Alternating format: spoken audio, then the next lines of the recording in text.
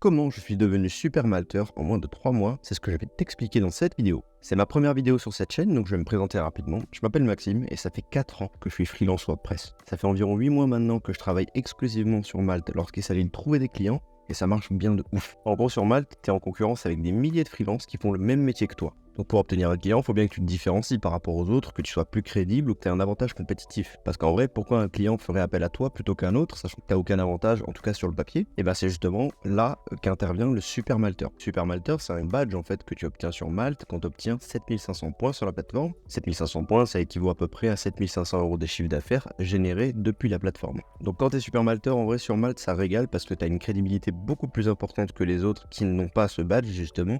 En gros, c'est un badge qui apparaît à côté de ton nom sur ton profil. Et en vrai, quand tu es super malteur, du coup, ça te permet d'avoir une crédibilité plus importante, les gens ont plus confiance. Je te prends un exemple. Quand je suis devenu super malteur, les gens me contactaient directement moi parce que j'avais plus de crédibilité en fait, et grâce à ce badge, ils me contactaient directement moi plutôt que faire appel à la plateforme et que leur algorithme envoie la proposition de mission à plein de freelances. Et du coup, vu que tu es déjà crédible, c'est beaucoup plus facile de les convaincre de bosser avec toi puisque tu as déjà une crédibilité. Les gens savent en fait que tu es plutôt bon dans ce que tu fais, puisque tu es super malteur. L'idée dans cette vidéo, ça va être de te montrer comment je suis devenu super malteur en 3 mois. Alors attention, un petit disclaimer, pour devenir super malteur, il faut quand même que tu sois bon dans ce que tu fais, dans ton métier en tant que freelance. Tu vas pas devenir super malteur si tu débutes à peine ton métier en tant que freelance, c'est quand même avoir de l'expérience. On passe de suite sur mon écran et je vais te montrer tout ça. Ok, donc on est sur mon profil. La première chose qu'on voit directement, c'est une photo propre. Voilà, sans chichi, c'est pas un truc de ouf. Et voilà, mets une photo propre, tu souris dessus, tu es relativement professionnel, voilà, c'est très bien, ça inspire la confiance. La deuxième chose la plus importante, enfin, il n'y a pas vraiment de hiérarchie, mais disons que c'est très important quand même, tous les éléments que je vais te citer, de toute façon, c'est extrêmement important, c'est ton titre, c'est-à-dire ce qui apparaît ici. En gros, ce truc-là, il faut un peu que tu le compares à une balise H1, si tu connais un peu le SEO, c'est vraiment le titre de ton profil. Donc en gros, le titre là, il va cibler les mots-clés Webmaster WordPress, Elementor, développeur. Alors, au début, c'est préférable de mettre ton métier. Donc là, par exemple, j'ai mis mon métier, donc je suis webmaster. WordPress, c'est l'environnement dans lequel je travaille, donc c'est déjà ciblé. J'ai aussi ajouté une spécialité à mon titre. Là, c'est Elementor. Elementor, c'est un page builder. En gros, c'est ce qui permet de créer des sites sur WordPress, on va dire, en schématique. Et donc, Elementor, c'est une compétence qui est pas mal recherchée, en tout cas sur les gens qui ont des sites WordPress. C'est pour ça que je l'ai intégré. Et depuis peu, j'ai aussi ajouté le mot-clé de développeur parce qu'on peut considérer que je suis développeur WordPress dans la mesure où je touche aussi au code. Je fais du HTML, du CSS, du JavaScript, du jQuery pour obtenir par exemple des animations sur un site. Donc j'ai ajouté ça, et voilà, c'est un test de ma part ça. Donc là tu vois sur mon profil, j'ai le fameux badge Super Malteur. Donc là j'ai carrément 3 badges Super Malteur, donc je suis Super Malteur 3. En fait il y a 3 degrés, il y a Super Malteur 1, 2 et 3. Dans cette vidéo, je t'explique comment devenir Super Malteur 1, mais ensuite ça s'enchaîne, c'est un peu un effet boule de neige en fait. Donc Super Malteur 3, donc là tu as tes nombres de missions et les avis. Et les avis c'est très important aussi, mais on en parlera juste après. Ensuite, on vient au niveau des compétences. Les compétences, c'est très important de les rentrer puisque c'est ce qui va te permettre d'être ciblé par l'algorithme en fait.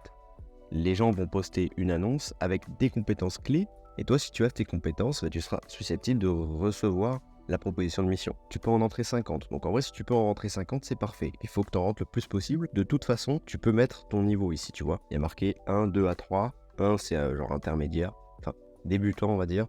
2, c'est intermédiaire et 3, c'est avancé, tu maîtrises. Donc là, j'ai toutes ces compétences que j'ai pu intégrer et du coup, ça me permet d'obtenir des propositions de mission. On en vient ensuite à la description. La description, c'est très important qu'elle fasse le maximum de mots en fait. Je crois qu'il y a 2500 mots qui sont possibles et du coup, il faut que tu rentres le maximum de mots. Ce qui est intéressant dans une description, c'est de ne pas lister non plus tes compétences, mais de lister ce que tu peux faire pour le client. Par exemple, moi, je peux intégrer des maquettes qui ont été réalisées sur Figma par un designer et je peux les intégrer parfaitement sur un site internet. Je peux aussi développer des fonctionnalités plus avancées sur un site internet, intégrer des requêtes API, voilà, je réponds à des besoins en fait, j'ai pas forcément des compétences qui sont listées comme ça en mode WordPress, CSS, HTML, voilà. Là, il faut vraiment que tu cibles en fait les besoins des clients. Important aussi, c'est de mettre ton portfolio à la fin avec quelques réalisations que tu as pu faire. La section portfolio, c'est pas mal, c'est important. Je t'invite à en mettre à peu près 5-6, c'est pas mal, les gens voient un petit peu du coup ce que tu sais faire. Donc c'est plutôt cool. Ensuite, on vient sur la section expérience et formation, c'est ton CV en fait. Voilà, tu rentres ton CV en gros. Il faut que ce soit quand même cohérent par rapport à ce que tu as fait. C'est-à-dire que si tu as fait des métiers qui n'ont rien à voir, si tu as fait bagagiste, tu vas pas le mettre, tu vois. Tu peux aussi ajouter des expériences de freelance. Tu peux clairement mettre voilà ce que tu as fait en tant que freelance. C'est ce que j'ai fait, j'ai mis pas mal de missions freelance que j'ai faites. Je vais en ajouter d'ici peu d'ailleurs. Le second point, ça va être de passer via Malte Open. Alors je crois que ça s'appelle plus comme ça. Mais en fait, le principe, c'est tout simple, c'est qu'avec tes clients actuels, si tu es déjà freelance, tu vas dire à tes clients, passons par Malte, je vous envoie mon devis sur Malte, mes factures, etc. Et du coup, ça te permettra d'obtenir des points directement sur ton profil. Et du coup, ça va te rapprocher directement du rang super malteur, puisque 1 euro équivaut à peu près à 1 point. Donc en fait, tu fais un devis à 2000 euros, tu auras 2000 points déjà. Il ne manquera plus que 5500 points. Le troisième point, ça va être d'avoir des recommandations externes. Alors là, tu vois que j'en ai que 3, et c'est d'ailleurs un point faible que j'ai. Il faut vraiment que tu mettes des recommandations externes. Tu demandes à n'importe qui, à tes proches, à tes amis, à qui tu veux, de mettre des recommandations externes, de recommander du coup ce que tu sais faire. Là, pour le coup, c'est vraiment des recommandations. T'es pas obligé d'avoir fait des missions pour la personne.